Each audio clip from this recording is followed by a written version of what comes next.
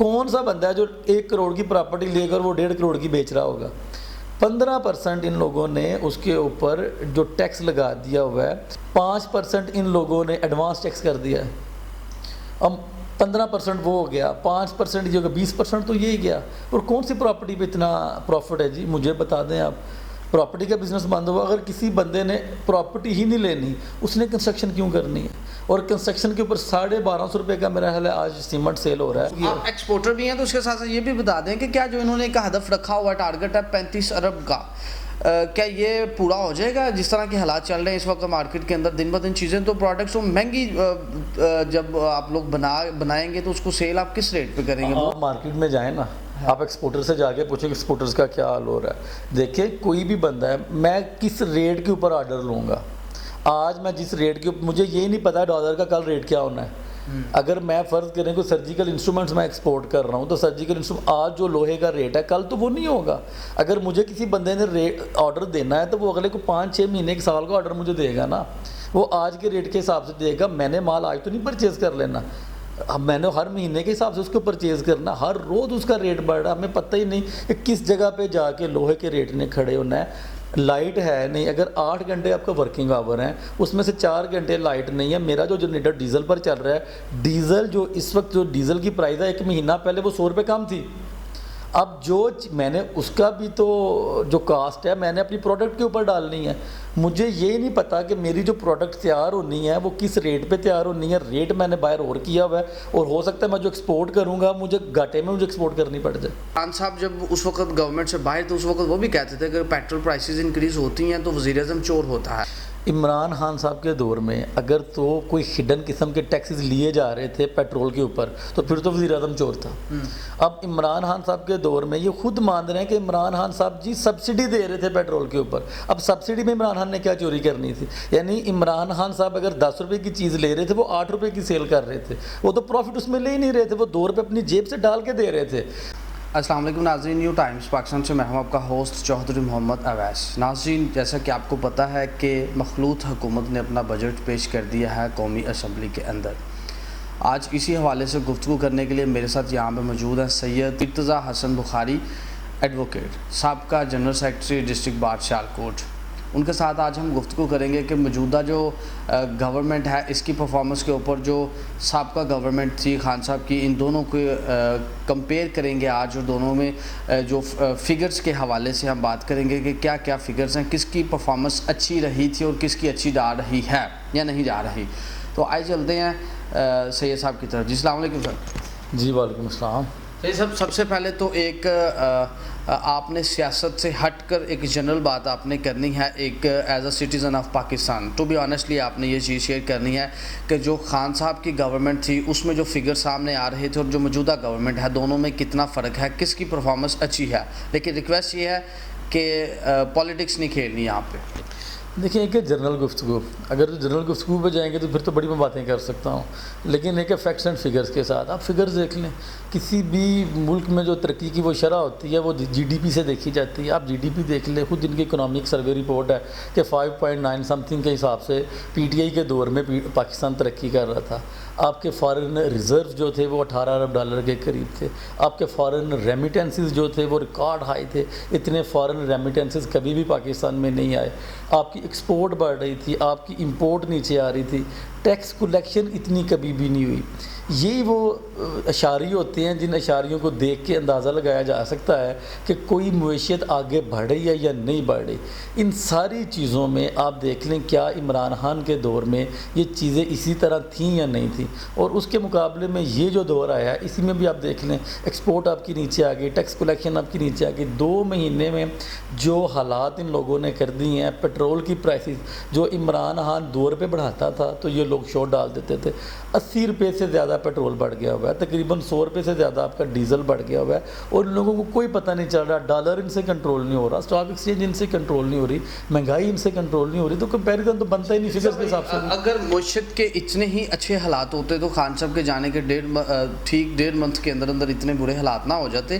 لیکن یہاں پہ میرا ایک کویشچن یہ ہے کہ اگر معیشت ہماری جو اکانومی ہے اگر واقعی اتنی نیچے چلی گئی تھی تو ہمیں مشکل ترین فیصلے لینے پڑ رہے ہیں، تو اس کے باوجود ڈالر کیوں نہیں مینٹین ہو رہا ہے؟ اس کی کیا خاص وجہ ہے؟ دیکھیے ہم تو یہ کہتے ہی نہیں کہ معیشت نیچے چلی گئی ہوئی تھی، معیشت تو بہت اچھی چل رہی تھی. خان صاحب کے دور میں تو ڈالر بھی کنٹرول تھا، ہر چیز کنٹرول تھی. لیکن جب ملک میں افراتفری پھیل جاتی ہے، جب اس طرح بالکل اس طرح کی صورتحال ہے، کسی کو کوئی پتہ نہیں جی کہ کیا کل بننا ہے. ڈالر جو ہیں وہ تو جن کے پاس ہیں انہوں نے گھر میں رکھے ہوئے ہیں.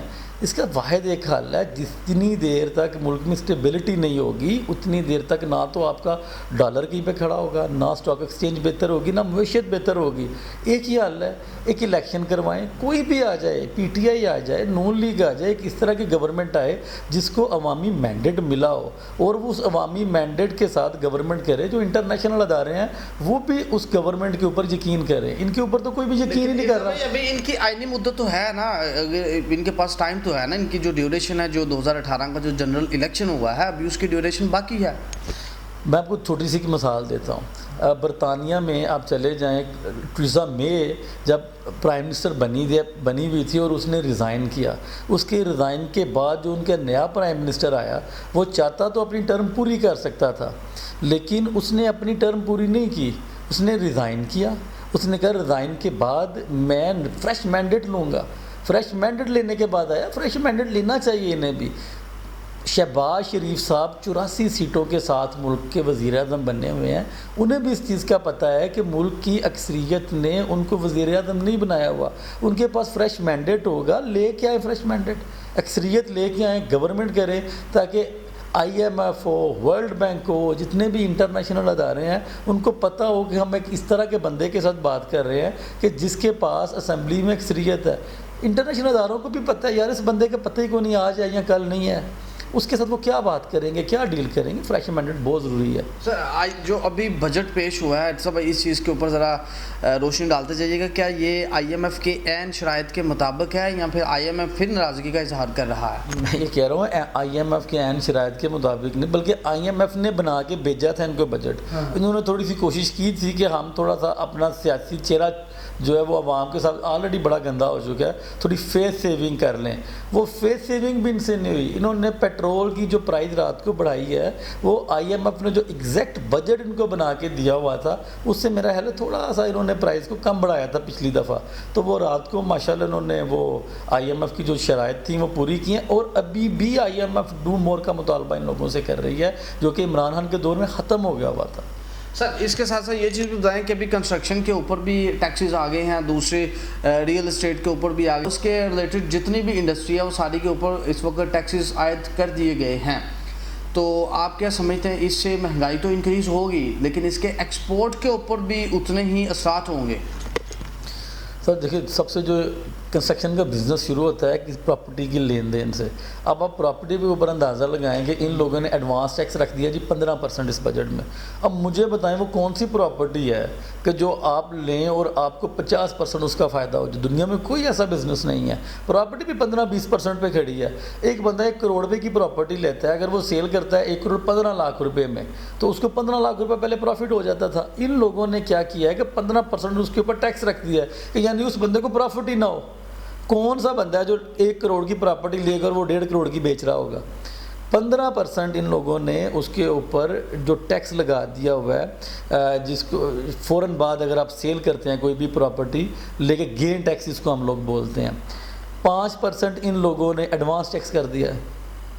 اب 15% وہ ہو گیا، 5% یہ ہوگا، 20% تو یہی گیا. اور کون سی پراپرٹی پہ اتنا پروفٹ ہے جی؟ مجھے بتا دیں آپ. پراپرٹی کا بزنس بند ہوا. اگر کسی بندے نے پراپرٹی ہی نہیں لینی، اس نے کنسٹرکشن کیوں کرنی ہے؟ اور کنسٹرکشن کے اوپر 1250 روپے کا میرا خیال ہے آج سیمنٹ سیل ہو رہا ہے. سیمنٹ کی بھی جو سیل ہے وہ میرا خیال ہے کہ پچھلے اگر مئی کا ہی ڈیٹا آپ لے لیں 12% اس کی سیل کم ہو گئی ہے سیمنٹ کی. جب پراپرٹی کوئی بندہ نہیں لے گا، پراپرٹی لے گا کوئی بندہ تو پراپرٹی لینے کے بعد اس کے اوپر کنسٹرکشن کرے گا نا.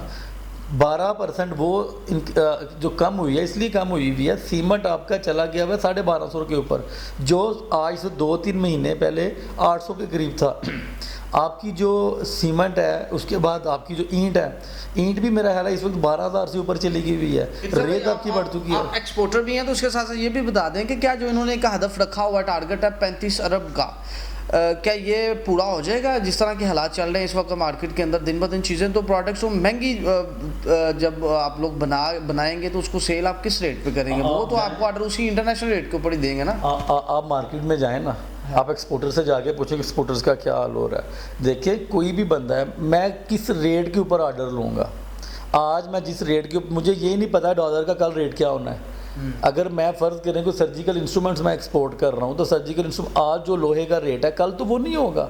اگر مجھے کسی بندے نے آرڈر دینا ہے تو وہ اگلے کو 5-6 مہینے کے سال کا آرڈر مجھے دے گا نا، وہ آج کے ریٹ کے حساب سے دے گا. میں نے مال آج تو نہیں پرچیز کر لینا، اب میں نے ہر مہینے کے حساب سے اس کو پرچیز کرنا. ہر روز اس کا ریٹ بڑھ رہا ہے، ہمیں پتہ ہی نہیں کہ کس جگہ پہ جا کے لوہے کے ریٹ نے کھڑے ہونا ہے. لائٹ ہے نہیں، اگر 8 گھنٹے آپ کا ورکنگ آور ہیں اس میں سے 4 گھنٹے لائٹ نہیں ہے. میرا جو جنریٹر ڈیزل پر چل رہا ہے، ڈیزل جو اس وقت جو ڈیزل کی پرائز ہے 1 مہینہ پہلے وہ 100 روپے کم تھی.